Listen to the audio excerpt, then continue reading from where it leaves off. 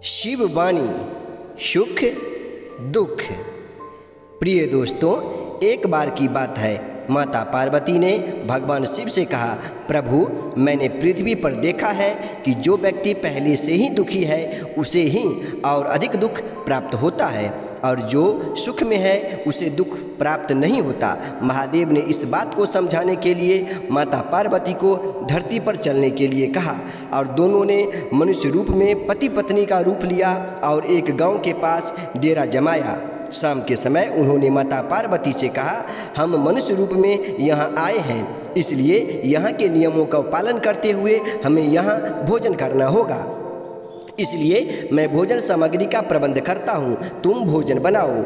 उनके जाते ही माता पार्वती रसोई में चूल्हे को बनाने के लिए बाहर से ईंट लेने गई, और गांव में कुछ जर्जर हो चुके मकानों से ईंट लाकर चूल्हा तैयार कर दिया। तैयार होते ही शिवजी वहां पर बिना कुछ लाए ही प्रकट हो गए। माता पार्वती ने उनसे कहा, आप तो कुछ लेकर नहीं आए, भोजन कैसे बनेगा? शिवजी बोले, पार्वती अब तुम्हें इसकी आवश्यकता नहीं पड़ेगी। महादेव ने माता पार्वती से पूछा, तुम चूल्हा बनाने के लिए ईंट कहाँ से लेकर आई?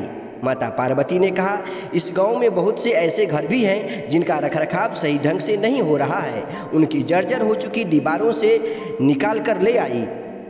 महादेव ने फिर कहा, जो घर पहले से ही खराब थी तुमने उन्हें और खराब कर दिया, तुम ईंट उन सही घर के दीवारों से भी तो ला सकती थी। माता पार्वती बोली, प्रभु उन घरों में रहने वाले लोगों ने उनका रखरखाव अच्छी तरह से किया है और वह घर सुंदर भी लग रहे हैं, ऐसे में उनकी सुंदरता को बिगाड़ना उचित नहीं होता। महादेव बोले, पार्वती यही तुम्हारे द्वारा पूछे गए प्रश्न का उत्तर है। जिन लोगों ने अपने घर का रखरखाव अच्छी तरह से किया है, यानी सही कर्मों से अपने जीवन को सुंदर बना रखा है, उन लोगों को दुख कैसे हो सकता है? मनुष्य के जीवन में जो भी सुख है वह अपने कर्मों के द्वारा सुखी है, और जो दुखी है वह अपने कर्मों के द्वारा दुखी है। इसलिए हर एक मनुष्य को अपने जीवन में ऐसे ही कर्म करने चाहिए जिनसे इतने सुदृढ़ और सुंदर भवन का निर्माण हो कि कोई इसकी एक ईंट भी निकालने न पाए।